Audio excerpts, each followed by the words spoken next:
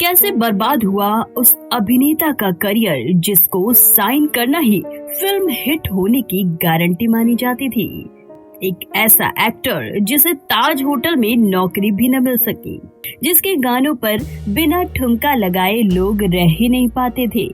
एक ऐसा स्टार जिसने अखियों से गोली मारकर न जाने कितनों को घायल किया। तो अब तो आप जान ही गए होंगे कि मैं कौन से एक्टर की बात कर रही हूँ। जी हाँ, वो एक्टर हैं बॉलीवुड के 80 और 90 के दशक के गोविंदा आहूजा, जिन्होंने एक्टिंग की हर बारीकी को बहुत ही बेहतरीन तरीके से दर्शकों के सामने लाया। चाहे कॉमेडी रोल हो, एक्शन हो, रोमांटिक हो या फिर इमोशन, गोविंदा ने हर किरदार को बखूबी निभाया है।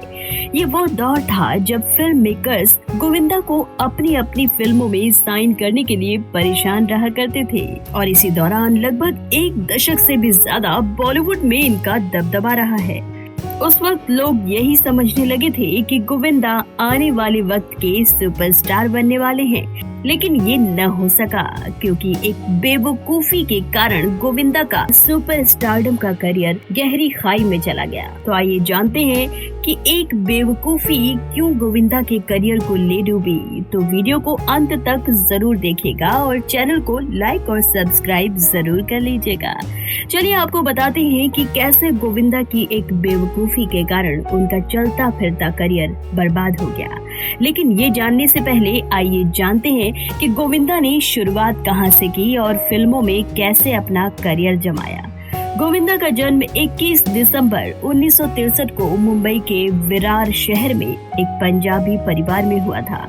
इनकी माता निर्मला देवी एक शास्त्रीय गायिका और एक अभिनेत्री थी और इनके पिता अरुण आहूजा 1940 के दशक के एक स्ट्रगलर एक्टर थे, जिन्होंने आगे चलकर बतौर प्रोड्यूसर एक फिल्म का निर्माण किया जो कि बिल्कुल भी नहीं चली और इससे हुए भारी नुकसान के सदमे में अरुण आहूजा का स्वास्थ्य खराब होने लगा था और इसी वजह से उनकी आर्थिक स्थिति काफी खराब हो गई थी, जिसके कारण उन्हें मुंबई के अपने बंगलो से विरार में शिफ्ट होना पड़ा था, जहां गोविंदा का जन्म हुआ।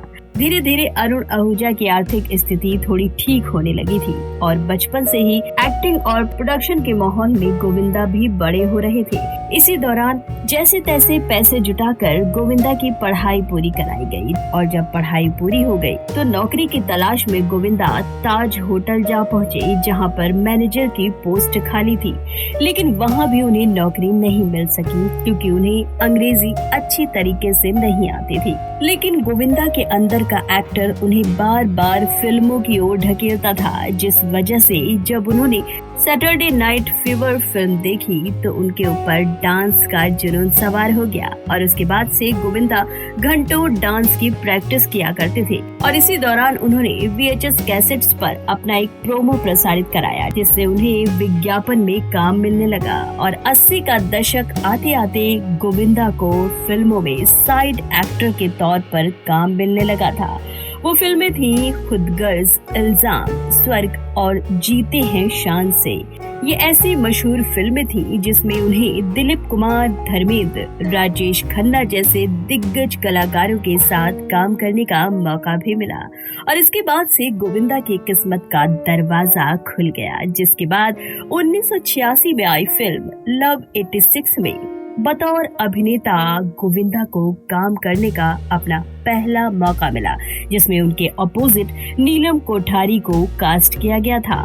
इसी फिल्म के दौरान तब तक उन्हें लगभग 40 फिल्मों के ऑफर भी आ चुके थे। हालांकि उनकी शुरुआती कुछ फिल्में सफल नहीं रहीं, जिसके कारण उन्होंने टेलीविजन की ओर भी रुख किया था। और दिलचस्प बात तो ये है कि टीवी शो महाभारत में उन्होंने अभिमन्यु के किरदार के लिए ऑडिशन भी दिया था और उनका सिलेक्शन भी हो गया था। लेकिन जब तक वो अभिमन्यु का किरदार निभाने के लिए शूटिंग शुरू करते, तब तक उनके चाचा के निर्देशन में बनी उनकी फिल्म तन बदन हिट हो गई थी, जिसके बाद उन्होंने टीवी के किरदार को छोड़कर फिल्मों की तरफ फिर से रुख कर लिया। लेकिन गोविंदा ने इसके बाद कभी पीछे मुड़कर नहीं देखा। वो लगातार 6 वर्षों तक एक से बढ़कर एक हिट देते जा रहे थे और लगभग 50 फिल्मों में उन्होंने अपने जबरदस्त अभिनय का लोहा मनवाया।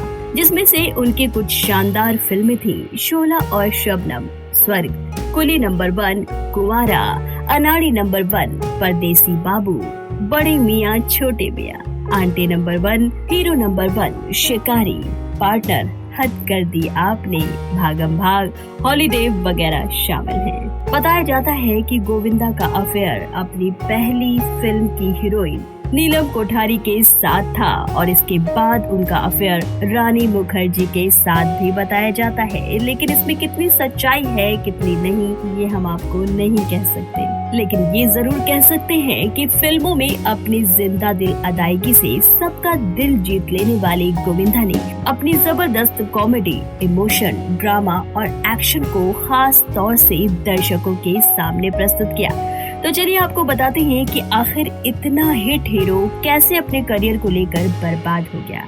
दरअसल ये किस्सा जुड़ा है साल 1999 की फिल्म बीवी नंबर 1 से, यानी साल 1999 में रिलीज फिल्म बीवी नंबर 1, जिसे डेविड धवन के डायरेक्शन में सलमान खान और अनिल कपूर, करिश्मा कपूर, सुष्मिता सेन जैसे कलाकार को लेकर बनाई गई थी। लेकिन इस फिल्म को लेकर ये चर्चा उठी कि ये फिल्म गोविंदा के लिए ही लिखी गई थी और इस फिल्म के किरदार यानी सलमान खान का जो रोल है वो गोविंदा के लिए लिखा गया था, क्योंकि उस वक्त गोविंदा के साथ करिश्मा कपूर की जोड़ी जितनी फेमस हुआ करती थी उतनी ही डेविड धवन और गोविंदा की जोड़ी भी मशहूर हुआ करती थी, क्योंकि दोनों ने साथ में हीरो नंबर 1, अनाड़ी नंबर 1, जोड़ी नंबर 1, आंटी नंबर 1 जैसी हिट फिल्में दी थी। और अब बारी थी बीवी नंबर 1 की, तो इसमें डेविड धवन भला गोविंदा को कैसे न लेते। लेकिन आखिर क्या कारण था कि गोविंदा को सलमान खान को इस फिल्म में कास्ट करना पड़ा,